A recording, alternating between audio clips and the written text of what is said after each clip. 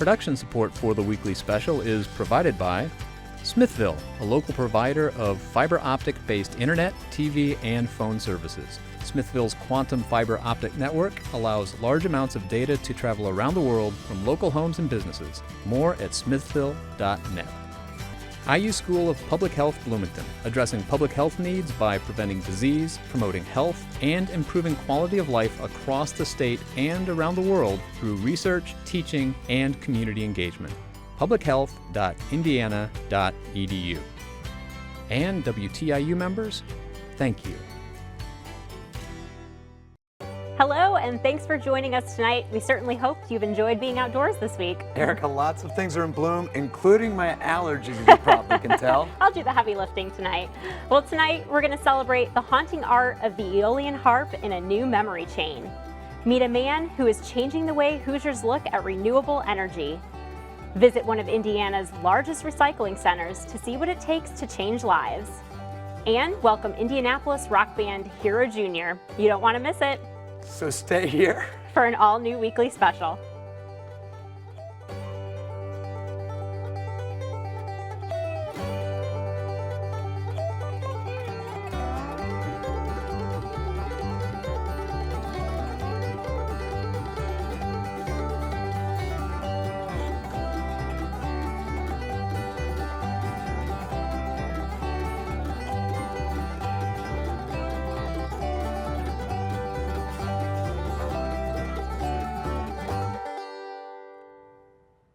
Hello, I'm Daryl Neer. And I'm Erica Sagone. And you know, it was Earth Day earlier this week, and speaking of reducing, we're gonna let Daryl conserve his voice tonight because, as you can tell, he's losing it.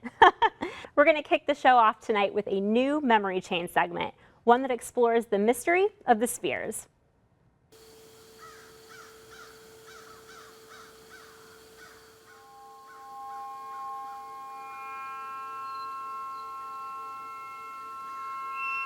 The theory is called sympathetic resonance.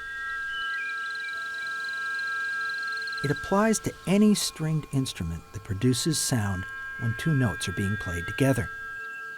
Reason suggests that if each string were tuned to absolute pitch, you'd create the perfect harmony. But following pure logic never brought anyone closer to great music.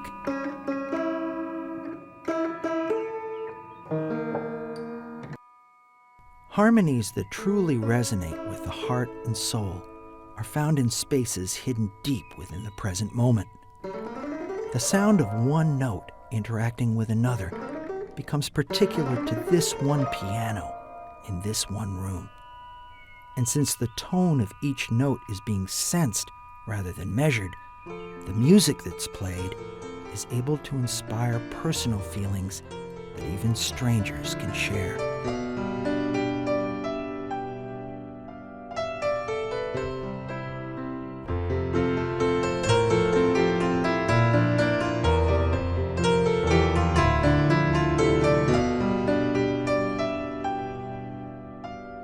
This is the 13th annual convention of the National Association of Piano Tuners.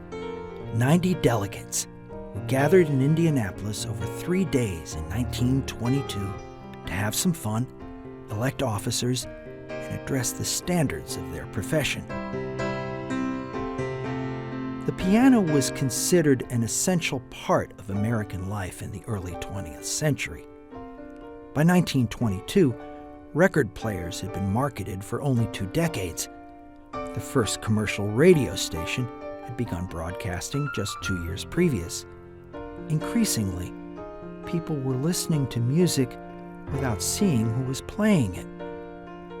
Up until that time, hearing music was exclusively a live experience, performer and listener occupying a place in time. A million seller meant that a song had sold 1 million copies of sheet music, most often to individuals who had learned to read and play for the enjoyment of friends and family. In 1920, an America that was 1/3 our present population purchased over 5 times the number of pianos being sold today. So in this photograph, you can sense an air of satisfaction. After all, the future of their business looked very bright in 1923. And up here on the roof of the 11-story Severin Hotel, these piano tuners found themselves high above the noise of the city.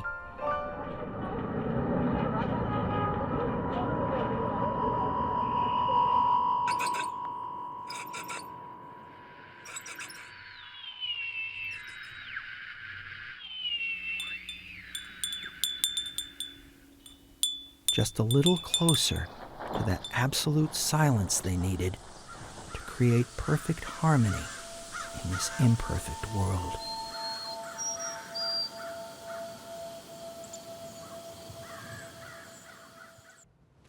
That was amazing. Yes, it really was. And the Aeolian harp that we saw in that segment is this one right here. It's actually a replica of the one that Henry David Thoreau crafted while he was at Walden Pond. Just kind of a fun fact. Well, talking about taking the elements of nature and transforming them into new incredible things, our next subject has been changing the way Southern Indiana looks at the sun. After graduating with a degree in electrical engineering, Brad Morton built his career path in Evansville. But becoming a father led him to take an unexpected risk, starting his own solar company in 2006. I have 3 children, 3 girls, and I'm constantly thinking, do I want to raise my kids in an area where they're going to have almost a twice as likely chance of getting cancer, because we do live in a very poor air quality region. And it was a desire to make a difference. Solar can be part of the answer there. It's not the whole complete answer, but it's part of the formula. Thanks to increased industry competition in recent years, solar systems have become dramatically cheaper, and advances in technology have made it easier to set up small-scale systems, utilizing microinverters, which convert direct current from a single solar panel to alternating current on the electrical grid. Solar energy systems are much more efficient when they are tied to the grid. You don't require batteries. When you have to charge a battery and discharge it, you lose about 15% of the power. So with a grid-tied solar energy system, it works at 100% of its capabilities. And all of that energy is being utilized somewhere. Morton estimates that an average family home would need 32 panels to produce as much energy as they need for a year, something the industry calls net zero. If they produce more than they need, residents can earn credits, an incentive that has led to groundbreaking projects for Morton, including work on the country's first net zero school, Richardsville Elementary, located outside of Bowling Green, Kentucky. There is a 210 kilowatt system on the roof, and then there is a 140 kilowatt system in the parking lot on a solar parking canopy. And that's enough to power about 40 to 50 homes. The school board got a check for $37,000 from the utility company down there, and they want to do it on every school now. They have taken this to heart, and they are energy experts. And right here in Indiana, Morton helped build the country's first net zero library in the small town of Chrisney, thanks to a grant from the Office of Community and Rural Affairs and the incredible fundraising efforts of its residents. We knew that this library needed to be energy efficient, and we had to make sure that was cost effective. Our population is less than 500, and so we really had to educate them on what this was. And they really took this project on, and they supported us. They donated, even if it was just a brick. So it's unbelievable. We've tracked it for years. We have a credit every month for energy. So to me, it's just unbelievable that, again, we took this leap of faith, hoping that it would work. And to be pioneers for something so amazing, we feel very proud. And for Brad, his mission is to bring that type of success to homeowners across the Midwest, making renewable energy affordable to anyone who wants it. Most homeowners don't realize they see the price tag of $20,000 as a high number, but in reality, they're going to pay 5 times that amount to their utility company in the next 20 years. It's really a no-brainer in my mind, and it's just a matter of getting that word out and making people understand that. That's precisely what happened with Gary Schulteis. After being interested in solar energy for decades, when he learned that he could pay off a system in just 10 years, he made the investment. More and more, it seems overwhelmingly that there's evidence that we're affecting the environment. So it just seemed like something small that I can do. So we've produced as much as we've used over the whole winter.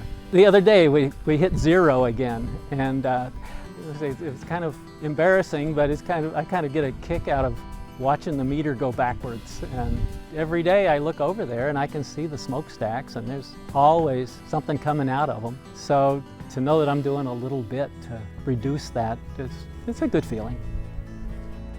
And for Brad, those smokestacks have been his biggest challenge. Indiana is one of the only states without a mandate requiring utility companies to obtain a percentage of their energy from renewable resources. Only 2 companies, both located in Indianapolis, have introduced such incentives for their customers. They both have been highly successful. Last year there were 960 solar jobs created in Indiana. Between the environment, the economics, and the jobs, it's a revenue generation from the clear blue sky. I mean, I don't see how you can get any better product for your home than that, you know. In my mind, it is about saving the planet. You know, that's really the big driving force behind it. If you'd like more information on Morton Solar, visit his website, mortonsolar.com. And Daryl, another interesting thing about this story is that Brad has filed a lawsuit against Vectren because he believes that customers are not receiving the proper credit for using renewable energy. And Brad expects a decision on this lawsuit in May, and he hopes that it spurs more policy across the state. And while Brad is renewing energy, Recycle Force is renewing lives. Let's take a look. In this warehouse, we have our intake. We disassemble or sort out this product, and once it has been sorted out and disassembled, it's packaged up and shipped off to the vendors or the persons who are in need of that particular product. Copper, aluminum, steel. We support at least 3 dozen Indiana steel jobs with our steel alone. Plastic, and then all the gold that you get to see in these computers and electronics. In total, over 6 million pounds of valuable materials are processed at this Indianapolis facility each year, much of it by hand. They know how to run that plant, they know how to recover the items we want, they know how to handle freon and do safety procedures, and that's all ex-offenders, every last person, from the receptionist all the way to the top. Since it began in 2006, Recycle Force has helped over 650 men and women with re-entry from the penal system. And the main goal for Greg is that they don't go back. The #1 reason people go to prison in Indiana is not a crime. It is a technical rule violation of your parole or probation. People coming out of prison have all of these mandates. They have to juggle between, do I go to work or do I take my drug test? Do I go to work or do I meet with my parole officer? Do I go to work or do I go to my drug treatment class? And they all happen. There's nobody trying to coordinate, that's what we do, but very few people are not coordinating that. So people choose to follow the criminal justice. That's actually the right thing to do, and they lose their job.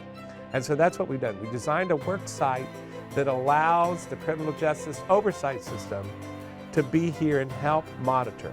The average parole officer sees their charge face-to-face about 1.5 to 2 hours per month. We see these guys 40 hours every single week. And so we get to know people, we understand what's going on, and we become the eyes and the ears of parole. This personal approach has allowed Recycle Force to achieve a return to prison rate of just over 17%. A striking number considering that Marion County has an average of 50% recidivism. And not only do employees remain out of prison, they're able to hone their skills through classes and certifications. When you first start, they ask you questions like, what do you want to do? So we just moved from there, and I kept adding to it. Like my forklift, which I just recently got it, so that's exciting, you know. The sky's the limit, basically, because there's nothing that they won't do to help. You know, I've always been in negative areas, negative things in my life since the time I was 15, in and out of juvenile, in and out of jail, in and out of prison. And now I live a productive life, and I'm doing something that I've never done before. Somebody took a chance and trusted me and showed me how to do it, and now it's mine, you know, I'm doing it. And with such skills, many temporary employees are able to find permanent work across Indiana. But for some, like warehouse manager Charles Neal, Recycle Force becomes family, and they become leaders. I see them as a human being that made a bad choice, just like I did, and now we can work together and move towards our healing. I know that many of them come to work with many issues, and it's my job peer-to-peer to find out what those issues are so I can properly address them with the individual, whether it is addictions, whether it is they need child care, whether it is they need to work on getting their license. And so we have so many people that's what happens, right? It doesn't happen, it's not this perfect linear process. You don't come in the program and work here for 4 months or 6 months and then sail into the success. It's this process that goes back and forth. It helps, is my new way to say things. I don't know what works. I know it helps. A job helps. Medical care helps. Housing helps. Food helps. But the job is what we do. The job is the most important thing. It's how you frame yourself. You have a job. You frame yourself around this. It's what you do. It certainly helped Lionel Muse. When he started at Recycle Force, he was making $9 an hour. At the end of the week, after taxes, system fees, bills, and groceries, there wasn't much left. I got about $8 left. And I'm like, oh my God, I did all this. What is this for? You know what I mean? I'm trying to do it the right way. How am I gonna make it? Discouraged, Lionel took what little he had left and rented a movie for his family. The movie's coming on. The credits is getting ready to start. My daughter turns around with her popcorn, grease all over her face and said, Daddy, this is the best day ever. And right then I knew my hard work, even though it wasn't as much money as I thought, it was appreciated by my loved ones and it made me stay on the path. So Recycle Force helped me stay my life. We throw away our trash and we throw away these individuals and we think they're trash. And if we can bring them both together, there's something cool about bringing those two things together and taking something society doesn't want and turning it into things society really wants. For more information on Recycle Force, visit their website at recycleforce.org. Well, Daryl, it was so wonderful to hear those success stories of people who have transitioned out of prison and are getting their lives back on track. Well, we are really excited to welcome our next musical guests. So while they're getting ready, we're going to learn more.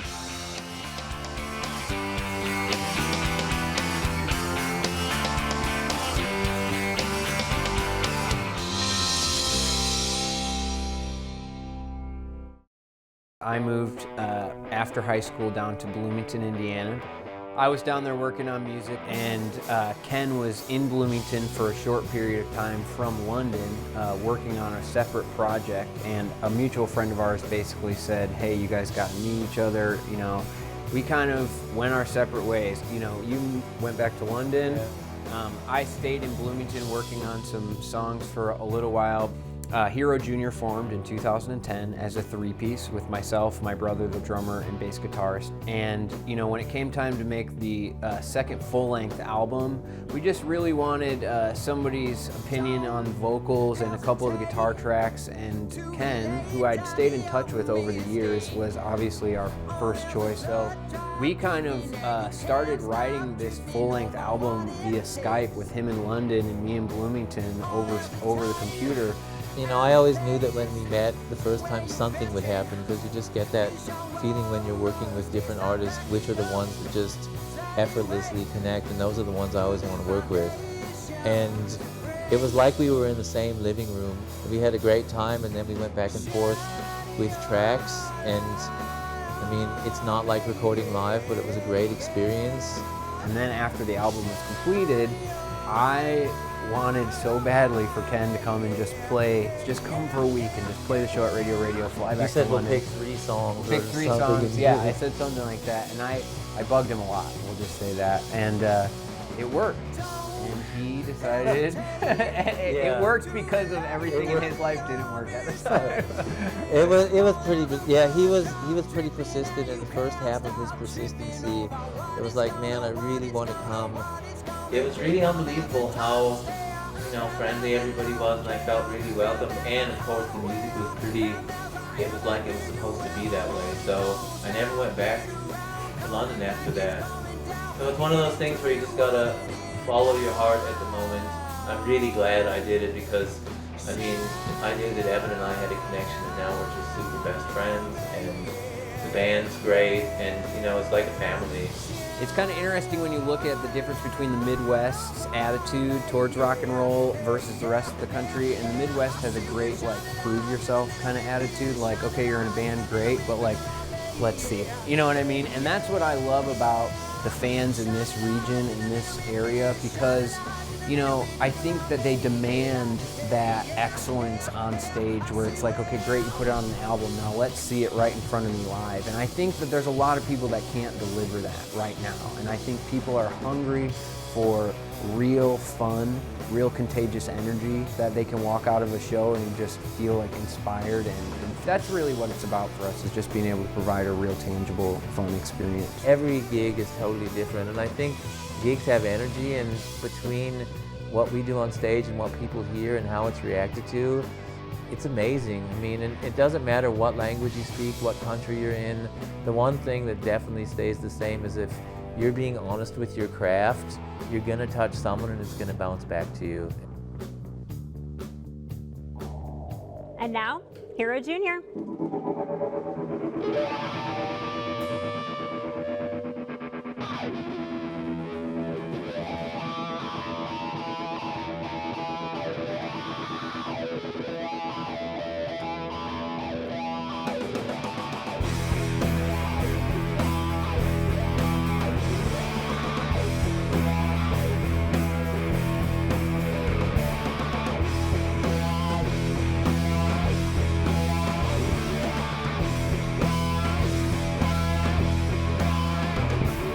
Opened up my eyes and saw the state I let you in. So-called contradiction was the light that I let in. Standing with perfection on the tower of 18 sand. I met a girl who cried to me when she talked about her dad, yeah.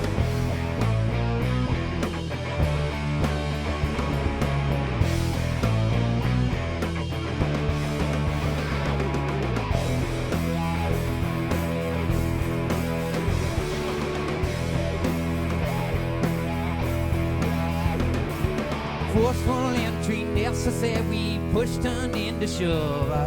Little helpers right beside me, foaming at the mouth. It's a $20 ticket you can buy, stepping, licking and sand it to your mama's house. I'll be the winner, many others, no way out of many. I'll shimmy, shake and get on the ground, yeah. Waiting on the other side to end. Trace it back to where it all began. I can see our soul inside my head. Like a river, like a river, like a river, I'm waiting.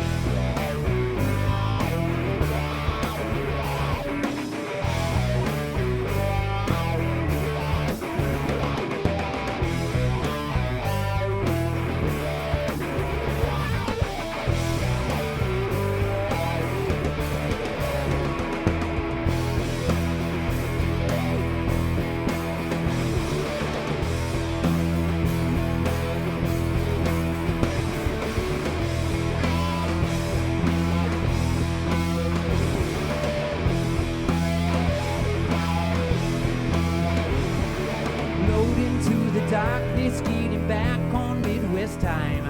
I took a hit, but we're never gonna quit if you wanna make it last alive. It's a $20 ticket you can buy, stamping, licking and saying it to your mama's house. I'll be the winner, many others, going out of many y'all. See me shake and get on the ground, yeah. Waiting on the other side to end.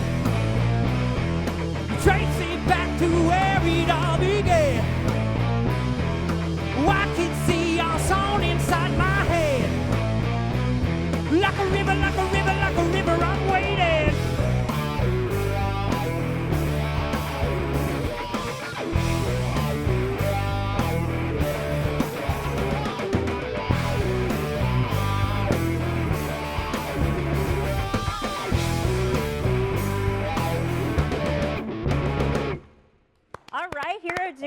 was great, guys. Thank you so much.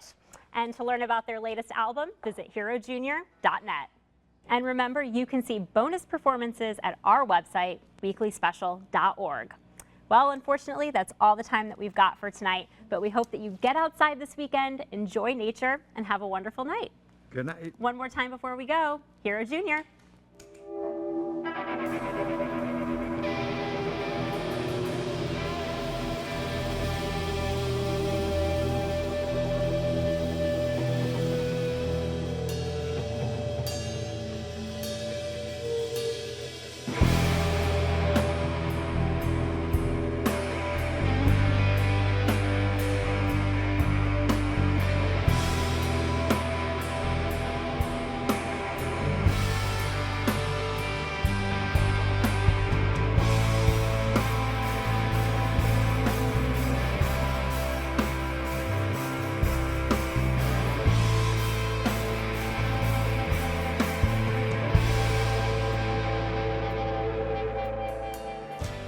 Production support for the weekly special is provided by Smithville, a local provider of fiber optic-based internet, TV, and phone services. Smithville's quantum fiber optic network allows large amounts of data to travel around the world from local homes and businesses. More at smithville.net. IU School of Public Health Bloomington, addressing public health needs by preventing disease, promoting health, and improving quality of life across the state and around the world through research, teaching, and community engagement. publichealth.indiana.edu. And WTIU members, thank you.